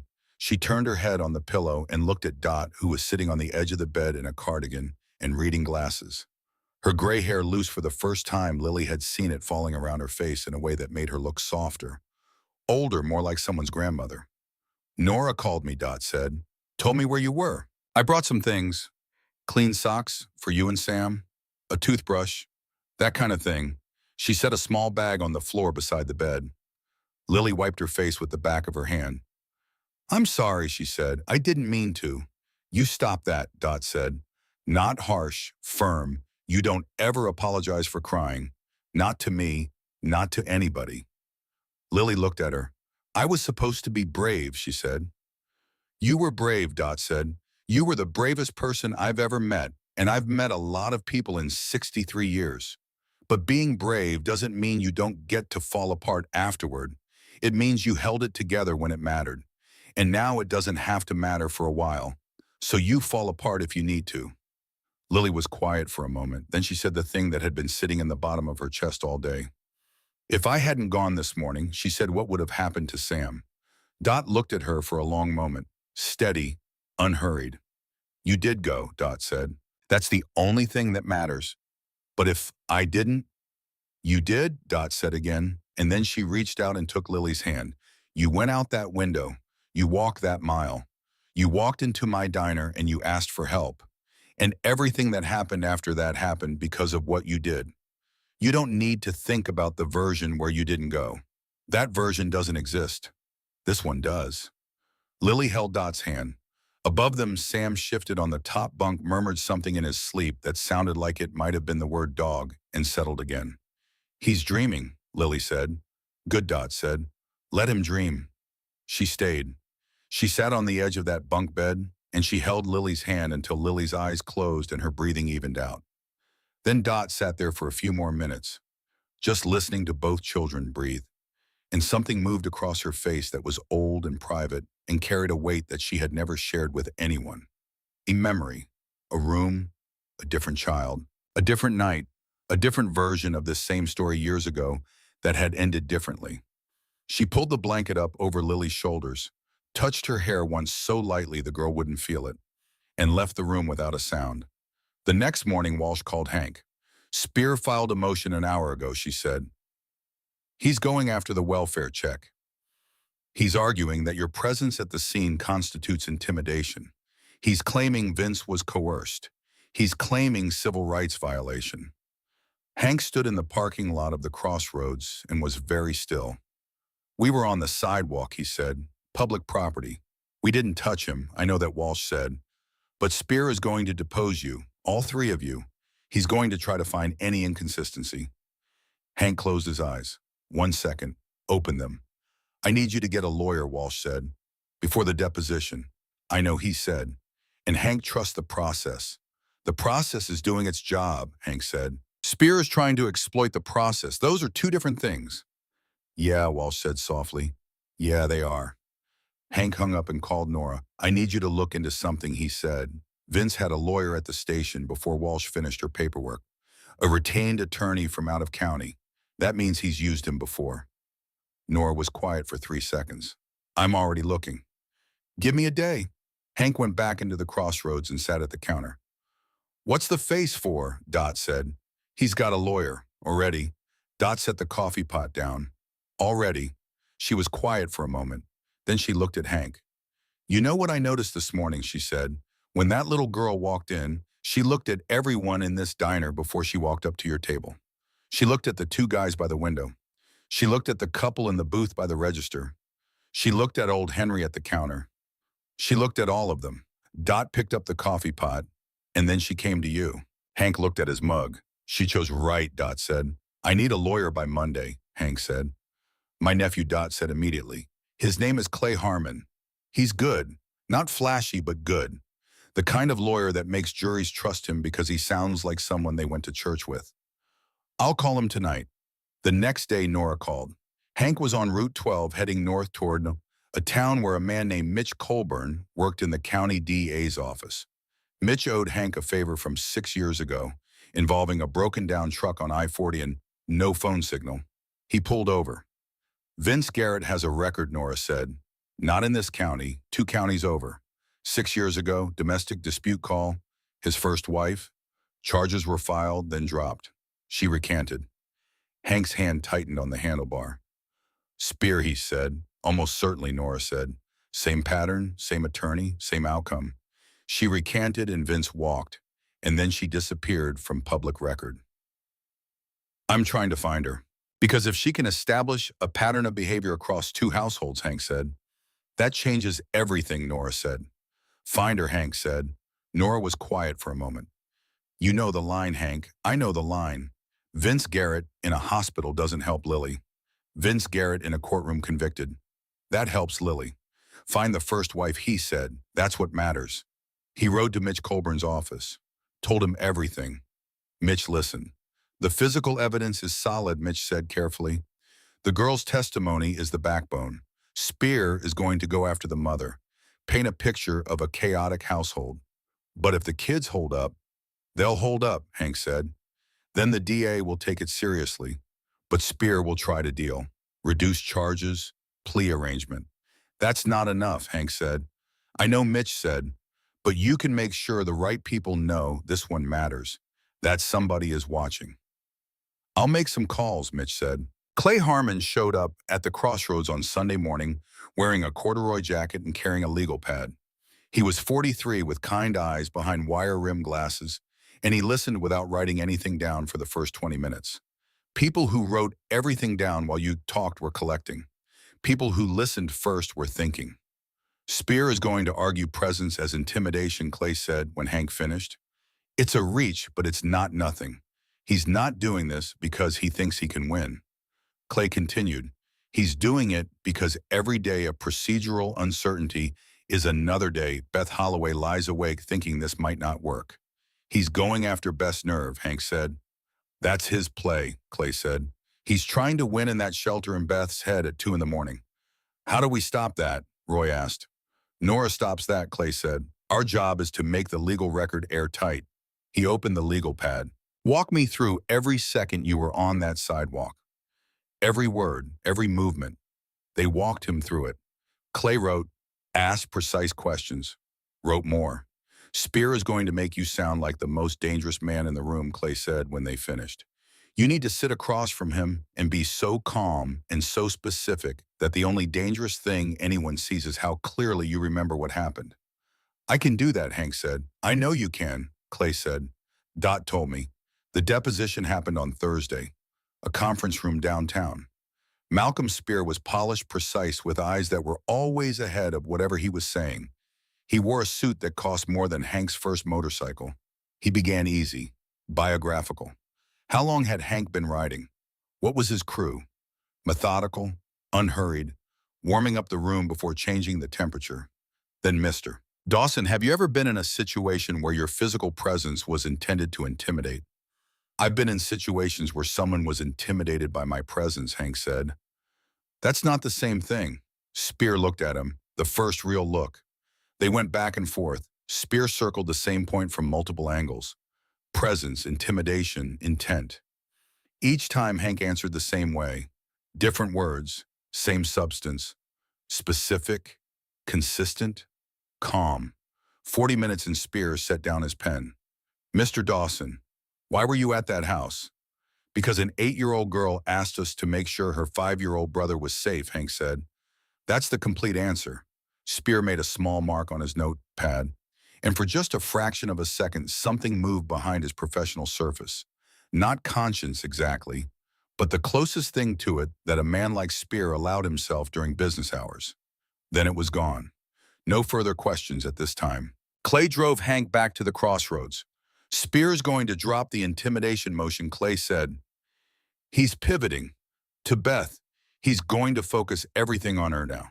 Which is why what Nora is doing matters more than anything that happened in that room this morning, Hank said. His phone was already in his hand. He dialed Nora. Her name is Jolene Pruitt, Nora said. She's in Dayton. She has a daughter. She answered the phone. Nora's voice softened. Hank, she's been waiting for someone to call for 6 years. Hank held the phone and did not speak. 6 years. A woman in Dayton who had filed charges and recanted and disappeared, who had been waiting. What does she need, he asked. Time, Nora said. Someone to listen. I'm driving to Dayton tomorrow morning. Nora drove to Dayton on a Wednesday before dawn. The Volvo's headlights cut through the dark Ohio roads. She had an address, a name, Jolene Pruitt. Jolene had answered the phone. And the first thing she'd said was, I wondered when someone would call. Not if, when. She'd been waiting. The way people wait for something they dread and desire in equal measure. Because its arrival means that the thing you survived was not an isolated thing that had happened again to someone else, and that the silence you chose in the aftermath had a cost paid by people you never met. Nora knocked. The door opened. Jolene Pruitt was 41, light brown hair cut short, eyes that were the particular shade of green that looks different in different light. She invited Nora in, made coffee, sat at the kitchen table. How bad, Jolene asked. That was her first question. Nora told her. About Lily, about Sam, about the mark on the boy's neck, about the broken sneaker and the mile walked in the dark. Her name is Lily, Jolene said. Her name is Lily. She's 8. Jolene closed her eyes. How old is the boy? 5. Jolene's hand came up to her mouth. I have a daughter, Jolene said. Her name is Rose. She's 11 now. She was 5 when we left. 5, she said again. Same age as that little boy. He threw her, Jolene said. Vince, not Rose. Me. But Rose saw it. She was standing in the hallway and she saw it.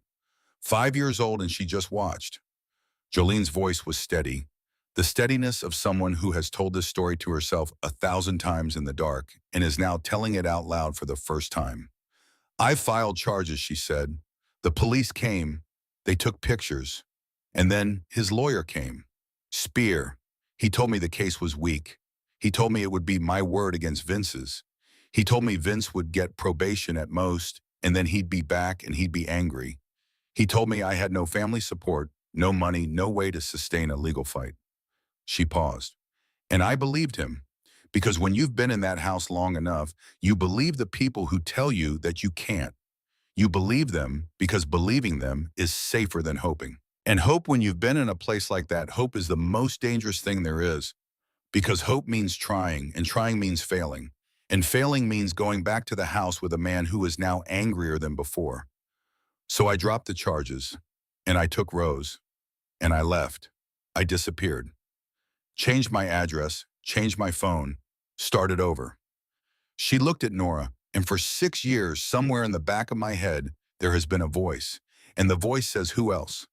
Who else did he do this to after me? Who else is sitting in a house right now because I didn't stay, because I didn't fight? Nora reached across the table and took Jolene's hands. You survived, Nora said. That is not a failure. What happened after you left is not your fault. Jolene looked at her, and I know that. In my head, I know that. But there's a little girl with a bruise on her face and a little boy with a mark on his neck, and they exist because I didn't. She stopped herself. No, they exist because Vince Garrett is who he is. I know that. But the knowing doesn't always reach the feeling. I'm going to ask you something, Nora said. You don't have to answer today, but I need to ask. Jolene looked at her steadily. You want me to testify? Yes. Jolene was quiet for a long time. Then a door opened in the apartment. Footsteps. An 11-year-old girl appeared in the kitchen doorway. Dark hair, Jolene's eyes. Rose looked at her mother, looked at Nora, read the room. Mom, she said. This is Nora, Jolene said. She's here because your father hurt someone else's children. Rose was quiet. Then she said something that Nora would carry for a very long time. Mom, if there are kids involved, you have to.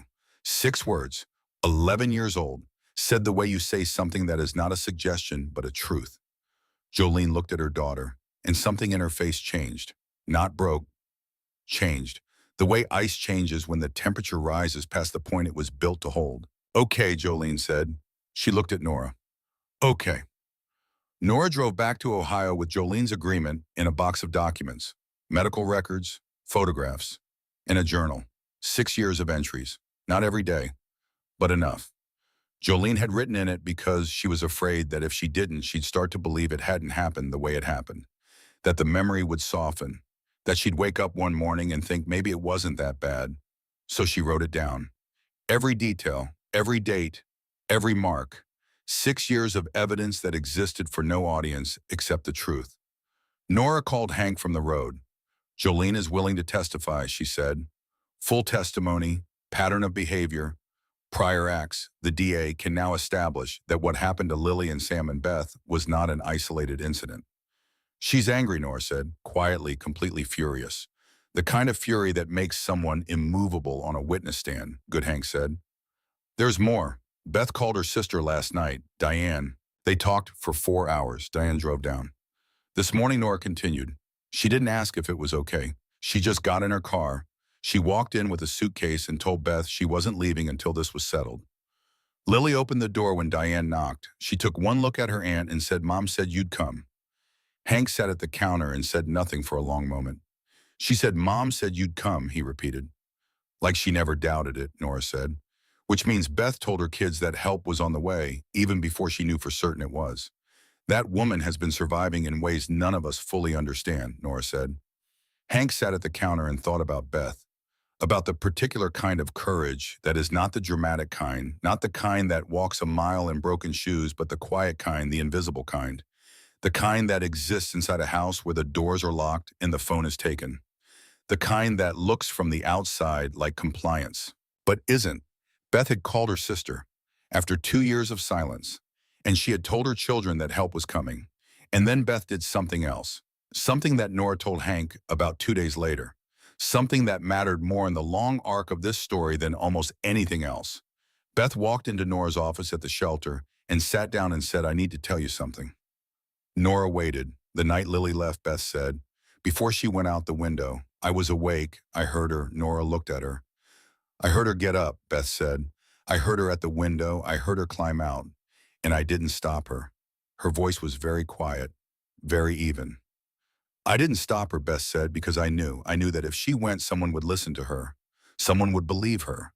Because she's a child and she has a bruise on her face, and she's the kind of child who walks into a room and tells the truth and you can see it." Beth paused. "And I knew that if I went, nobody would believe me. Because I'm the woman who stayed. I'm the woman who cooked his dinner and kept the house quiet and didn't call my sister and didn't leave." Her eyes were wet. "I let my 8-year-old daughter climb out of a window in the dark because I thought she had a better chance of being believed than I did." The words sat in the room, and she was right, Beth said. "She went to a diner and she asked a stranger for help, and within an hour there were police at our door. Within an hour. I spent 2 years in that house, and I never once picked up the phone. What does that make me?" Nora leaned forward. "It makes you a mother who did everything she could to survive inside something that was designed to make survival impossible," she said.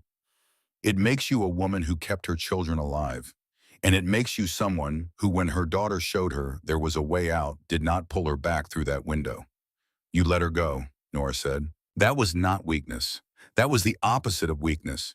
You trusted an 8-year-old more than you trusted yourself. And she proved you right." Beth pressed her lips together. "I stayed because of them," she said. "I told myself leaving was worse, that we'd have nowhere to go, that Vince would find us." She shook her head. "But that's not the whole truth. The whole truth is that I forgot. I forgot that I had the right to leave." He took it so slowly, piece by piece, the phone and the car keys and the sister and the friends. He took it all so slowly that by the time it was gone, I couldn't remember what it felt like to have it. She looked at Nora. "I didn't stay because I loved him," she said. "I stayed because I forgot I was allowed to go." Nora took her hand. "You remember now," Nora said. "Yeah," Beth said. "I remember now." The case moved forward the way cases do. Not fast, not dramatically, but with the grinding, incremental persistence of a system that, for all its flaws, was doing what it was built to do. Jolene Pruitt sat across from the DA's investigator and spoke for 2 hours. She brought the journal. She brought the photographs. She brought the medical records. And she spoke with the unflinching precision of a woman who had been preparing for this conversation for 6 years. The investigator cried.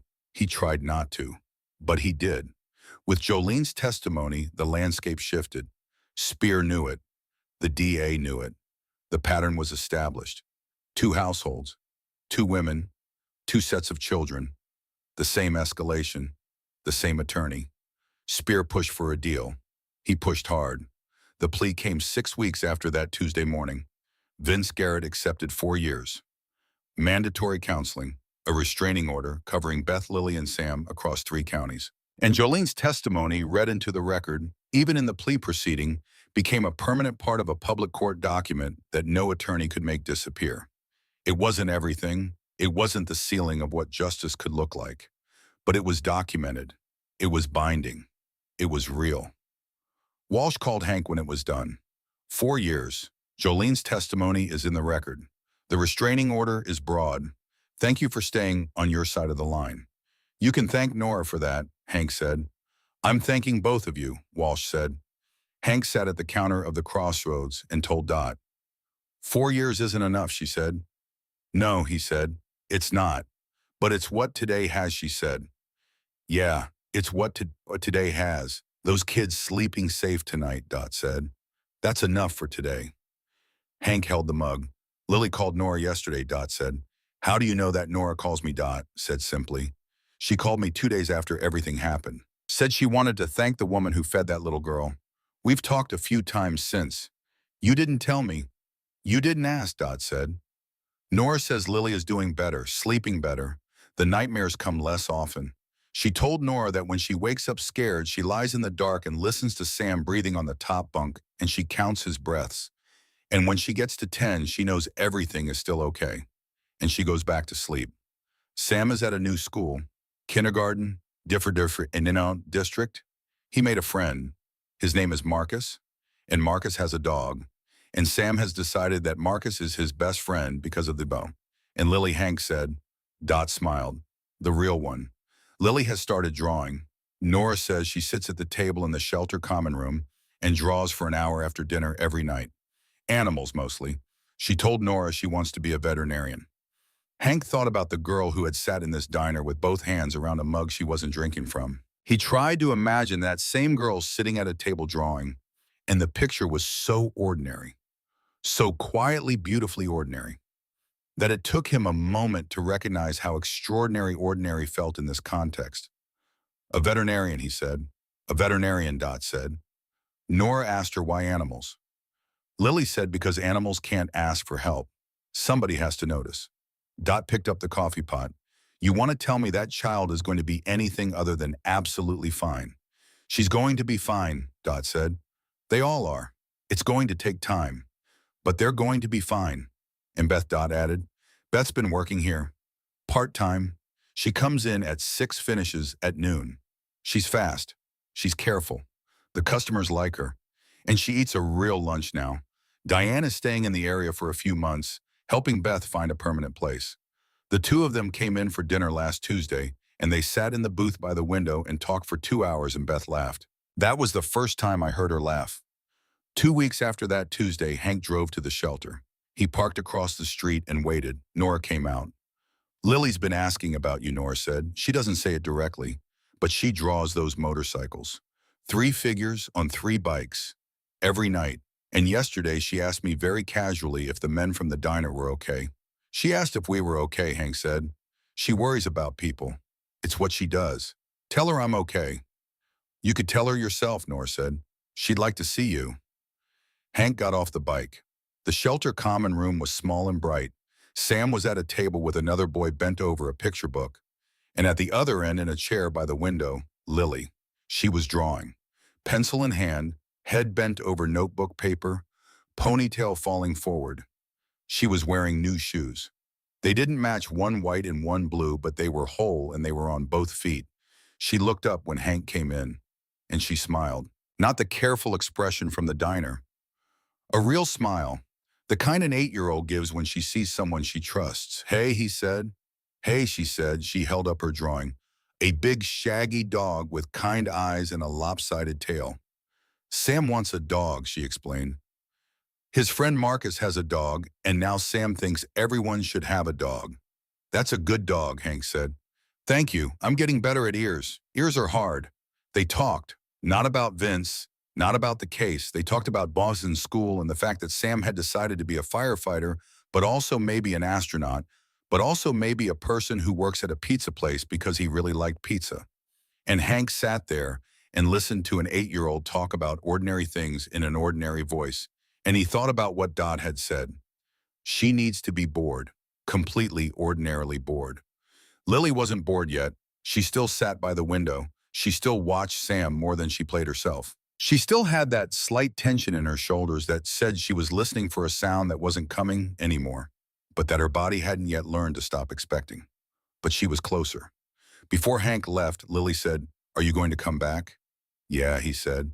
"If that's okay, it's okay. You should bring Dot next time. She makes good eggs." 3 days later, Nora sent Hank a photograph. No caption, just a photograph. A child's drawing, pencil on notebook paper. 3 figures on motorcycles drawn with the earnest detail of an 8-year-old who remembered exactly what she saw. The bikes were big and a little lopsided. The figures wore vests with small marks that were meant to be patches. Underneath, in careful block letters, the men who came. The next Saturday, he went to the shelter. Lily was drawing. She looked up when he came in, smiled. She stood up and walked over to him with both hands in the pockets of a new jacket, a blue one with a working zipper. "I want to ask you something," she said. "Go ahead." "When I walked in that morning, you could have just told me where the station was and let me go. Why didn't you?" Hank thought about the answer. "The real one. Because you didn't look like you should be walking 6 miles by yourself," he said. Lily considered that, but that's not all of it. "No," he said, "it's not. So what's the rest?" He looked at her for a long moment. "Because you reminded me," he said, "of what it looks like when somebody decides to stop waiting for things to get better on their own." "I was scared," she said. "That morning, I was really scared." "I know, but I was more scared of what would happen if I didn't go," Hank nodded. "That's the bravest thing a person can be," he said. "More scared of not doing the thing than of doing it." Something in her face settled. Not the false steadiness of the diner. Something quieter and more real. The kind of stillness that comes after something is over and you know it's over. "Thank you," she said. "You already said that." "I know. I mean it more now." She reached into her pocket and pulled out a folded piece of paper. The drawing. The 3 figures on motorcycles. She had signed it in the corner. Emmy. Hank looked at the drawing. He looked at Lily. He tried to find a single word that was adequate and could not. "Thank you," he said, and his voice was rough around the edges. Lily turned and walked back to the table where Sam was attempting to draw his own motorcycle, which looked more like a potato with wheels, and she sat down and picked up her pencil and went back to her animals. Hank stood there with a child's drawing in his hand and understood something he had been circling for weeks. He had not saved this family. Lily had saved this family. She had made the decision. She had walked the mile. She had asked the question. All he had done was not look away. And all he had done was say, "Sit down," instead of giving directions and watching her walk out the door. And that was both the smallest thing and the largest thing, because the world was full of moments like that. Moments where someone needed something and someone else was close enough to see it, and the only question was whether you saw it or looked away. He folded the drawing carefully, put it in his jacket pocket. He thought about Tuesday mornings, about the particular quality of a morning you don't know is going to change things, about a door opening and a small girl walking through it, and the sound of a question that should have been simple and turned out to be everything. He thought about 31 years of writing, about what those years had built in him and around him, about the things you carried that you didn't choose to carry, and about the things you did choose. The numbers in your phone, the favors you preserved, the line you stayed on the right side of even when it cost you. He thought about Dot at her doorway, about Nora's Volvo with the loud exhaust, about Clay Harmon with his legal pad and his corduroy jacket, about Walsh and her body cam and her report written with the precision of someone who knew it was going to matter, about Mitch Colburn making calls from his desk, about Jolene Pruitt with her 6-year journal and her daughter who told her that if there are kids involved, you have to, about Diane driving from Columbus without asking whether it was okay, about Sam asking for the top bunk without opening his eyes, about Beth calling her sister and telling her kids that help was coming even before she knew for certain it was, about Beth sitting in Nora's office and saying, "I stayed because I forgot I was allowed to go." He thought about all the people that 1 mile had moved. We didn't save them, he thought. They were already saving themselves. We just showed up on the right sidewalk at the right time and didn't walk away. That was the whole of it. That was everything. It wasn't complicated. And it wasn't a story about heroes. And it wasn't about the leather vests or the reputation or the 31 years of anything. It was about a door and a question and the decision to call someone back when they turned to leave. "Excuse me, sir, do you know where the police station is?" And the answer that mattered wasn't the address. The answer that mattered was, "Sit down for a minute. Tell me what happened. Let me help." Hank put his phone in his pocket, finished his coffee, set the mug on the counter. Dot came and picked it up without a word. Outside Route 12 ran the same as it always had in both directions, toward everything and away from everything the way roads do. He put on his jacket, zipped it, walked to the door. "Hank," Dot said. He turned. She was standing behind the counter with the coffee pot, and she looked at him the way she always looked at him, steady, unhurried, seeing more than she said. "Come back for dinner," she said. "I'm making the pot roast." He looked at her.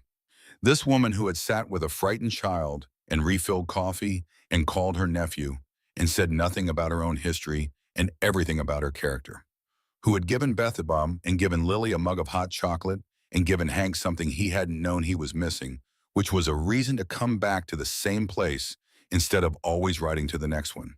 "Yeah," he said, "I'll be back." He pushed through the door. The cold air met him sharp and clean, the kind that made you feel the specific aliveness of being a body in a world that required things of you and rewarded you sometimes for doing them. He got on the bike, turned the key. The engine rose up under him, old and familiar, and entirely reliable the way some things in a life are just reliable. And you stop noticing it until you need it. And there it is. He pulled out onto Route 12 and he rode. And the road ran ahead of him, flat and open and going somewhere. And somewhere, 2 towns over, a girl who was going to be a veterinarian was sitting at a table in a shelter common room drawing animals with a pencil on notebook paper. And her brother was talking about a named after a boy named Marcus. And their mother was wiping down tables at the crossroads and eating a real lunch and learning slowly what it felt like to remember that she was allowed to go and allowed to stay. And that the difference between those two things was the difference between a cage and a choice, and the world was not fixed. The world was never simply fixed, but it was better than it had been on a Tuesday morning. And that was the thing about better. Better was enough to build on. Better was where everything worth having had to start. He pushed it up to 60. The wind came hard against his face. He didn't look back because there was nothing behind him that needed looking at anymore. The road went forward. He went with it. That was all. That was everything.